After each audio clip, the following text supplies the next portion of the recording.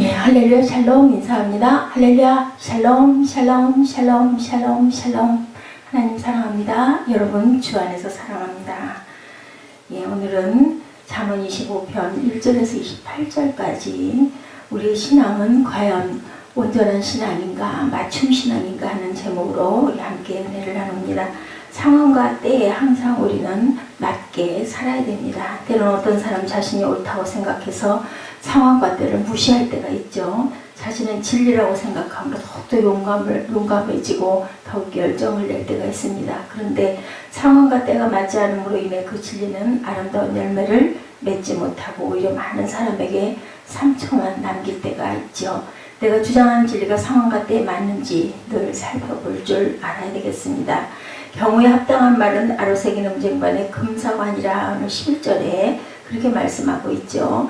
세트 상품은 항상 각각으로도 예쁠지는 모르지만 함께 있어야 진정한 아름다움이 어우러지죠. 세트로 뭔가 나올 때 보면 세트가 오히려 하는 때보다는요 본래의 목적에 맞고 아무리 좋은 말이라 해도 경우에 합당한 말이어야 한다. 종종 사람들이 성경을 사용할 때 기분이 상할 때 경우에 맞지 않는 말을 누가 내가 복음이라고 그러죠. 내 상황에만 맞게 내 편에서 해석해서 성경을 얘기할 때가 종종 있습니다. 하나님이라는 이름은 우리가 아무리 많이 불러도 좋은 이름이지만 이름이 경우에 합당하지 않게 사용되면 여호와 이름을 망령되이 일컫는 말이 되죠. 아무리 좋은 말이라도 경우에 합당해야 한다는 사실 우리가 꼭 깨달아야 되겠습니다. 슬기로운 자의 책망은 청종하는 귀의 금고리와 정금 장식이니라. 아무리 좋은 책망이라 하여도 청종하는 귀가 아니라면 차라리 책망하지 않는 것이 좋을 수도 있다는 거죠. 많은 사람이 책망을 자신의 의를 드러내는 수단으로 사용합니다. 그러나 그것은 정만 만들 뿐이라는 것. 온전하게 그 책망을 받아들일 수 있는 사람에게, 가능성 있는 사람에게 책망해라. 청종하는 귀가 없을 때는 책망하지 않는 것이 낫다라는 거죠. 오래 참으면 관원이 그 말을 용납하나니 부드러운 혀는 뼈를 꺾느니라 합니다. 상황에 맞추는 것은 자신의 기분에 맞추는 것이 아니라 상대방의 기분에 맞추는 것이다. 자신의 기분에 맞게 말을 해버리면 그것이 얼마나 상황에 맞지 않은지 관계가 허물어져 버릴 수도 있다. 자신의 기분을 오래 참고 상대방이 받아들일 때까지 기다리면 부드러운 혀가 뭐를 꺾어요? 뼈를 꺾는다라고 합니다. 보면 전혀 힘이 없을 것 같은 부들부들한 모습인 혀가 오히려 딱딱한 뼈를 꺾는 결과가 온다. 참을 줄 알아야 된다는 거죠. 그러면 그것은 뼈를 꺾는 힘이 있다. 상황에 맞을 때 바로 그런 힘이 된다는 겁니다. 이렇게 우리는 때를 맞출 줄 알아야 된다. 19절에 환난 날에 진실치 못한 자를 의뢰하는 의뢰는 부러진 이와 위골된 발 같으니라. 환난 날에는 때를 얻든지 때를 잘못 선택할 여지가 많습니다. 급하니 지푸라기라도 잡는 심정으로 무엇인지 있는 대로 붙잡죠. 그러나 물에 빠진 사람이 지푸라기 잡으면 어떻게 되겠어요? 그것 때문에 그죠? 진짜 멸망하게 될 거라는 거죠. 누군가 물에 빠져 허우적거릴 때 주변에 던질 것이 없을 때는 지혜로운 사람은 그 사람이 힘이 빠질 때까지 놔준다고 그러죠. 막 허우적거릴 때 같이 붙들었다가는 함께 죽는다고 그래요. 그리고 힘이 빠지고 나면 그때 들어가 구해준다죠. 그렇지 않고 힘이 넘칠 때 들어가면 물에 빠진 사람은 급한 마음에 건지러운 사람이 수용을 할 수 없을 정도로 잡기 때문입니다. 환난 날이라 해도 오히려 더욱더 때를 맞출 줄 알아야 된다. 내 원수가 배고파하거든 식물을 먹이고 목말라 하거든 물을 마시오라 라고 합니다. 원수가 배고파하고 목말라 할 때 우리는 무엇을 해야 될까? 고소해야 될까요? 그죠? 고소하다는 마음이 듭니다. 그렇지만 그에게 먹이라고 그러죠. 원수가 배고파하면 먹이고 물을 마시게 해라. 그때는 가장 기막힌 은혜의 때다. 그런 때를 만나기가 정말로 쉽지가 않습니다. 그때 말은 야훼께서 우리에게 상 주시는 좋을 때라는 것을 우리가 알고 야훼께 상 받아야죠. 하나님께 상 받아야지. 사람에게 그렇게 말로 분풀이를 하거나 못되게 되도록 그냥 내버려 두는 것은 오히려 제가 죄에 빠질 수가 있기 때문입니다.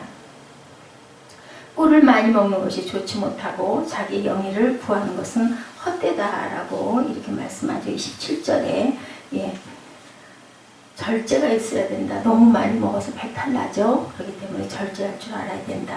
아무리 좋은 것도 그것을 많이 얻을 수 있는 때는 오히려 절제해야 된다는 것을 우리가 늘 기억해야 된다. 좋은 것을 많이 얻는 때, 아주 좋아 보이는 시점에 이르기 한 발 전에 먼저 손을 뗄 줄 알아야 된다. 그때가 가장 좋을 때가 되는 것이기 때문입니다. 좋은 것이라고 계속 묵상하는 때를 놓치니 자기의 영예를 얻을 수 있다고 계속 기다리는 때를 놓쳐서 지금까지 얻은 모든 영예를 다 잃을 수도 있다는 것. 그래서 때를 잘 맞출 줄 알아야 된다.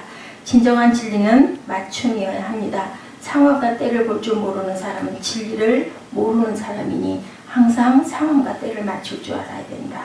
혀로 뼈를 꺾을 수 있는 상황을 만들어서 때를 맞추고 원수로 친구를 만들 수 있는 그런 기막힌 때가 있다는 것을, 뭘까요? 진리이겠죠. 그 진리, 하나님께서 주시는 지혜와 진리를 가지고 우리가 상황과 때를 맞출 때 우리는 분명히 반드시 승리할 수 있다는 것을 우리가 생각할 줄 알아야 된다는 겁니다. 항상 우리가 마음이 상할 수 있음을, 하나님은 언약의 말씀을 이루기 전에 항상 마음이 상할 수 있음을 말씀하시죠. 마음이 상하면 아무리 하나님의 말씀이 능력이 있다 할지라도 그 언약이 이루어질 수 없다. 교회 생활하면서 마음이 상할 수 있는 것, 환경으로 인하여서, 또한 예수님으로 인하여서, 제자들과 주의 종으로 인하여서, 성도고 사람들로 인하여서 우리가 마음이 상할 수가 있는데, 그 마음이 상한 그 모든 것들을 우리가 어떻게 해야 돼요? 견디고 극복할 줄 알아야 된다. 그 핀수철 그의 머리에 놓은 것 같이 일반이라는 말씀 있죠. 야곱께서 내게 갚아주시리다. 원수 갚는 것은 우리가 하는 게 아니라 하나님께서 하신다는 것을 항상 기억할 줄 알아야 된다는 겁니다. 로마서 10장 19절 20절에 내 사랑하는 자들아 너희가 친히 원수를 갚지 말고 하나님의 진노하심에 맡기라. 기록되었을 때 원수 갚는 것이 내게 있으니 내 원수가 줄이고 먹이고 목마르거든, 줄이면 먹이고 목마르거든 물을 마시게 하라고 예수께서 말씀하십니다. 히브리서 10장 30절에도 원수 갚는 것이 내게 있으니 내가 갚으리라 하시고 또다시 주께서 그의 백성을 심판하시리라 이렇게 말씀하시죠. 항상 우리가 원수를 너그럽게 용서할 줄 아는 마음을 먹었을 때 하늘에 계신 아버지께서 우리를 용서해 주신다는 것을 우리가 항상 압니다. 마음의 혈기가 내게 올라와서 그것을 잘 실천할 수 없을 때가 많지만 항상 기도하는 마음 가지고 성령께 의지해서 용서할 줄 아는 마음이 되어야 할 줄로 믿습니다. 또한 의인이 악인 앞에 굴복하는 것은 우물이 흐려짐과 샘이 더러워짐과 같다고 했어요. 악인 앞에 결과적으로 굴복되지 않는 저와 여러분 되시기를 주님의 이름으로 축복합니다. 기도하시겠습니다.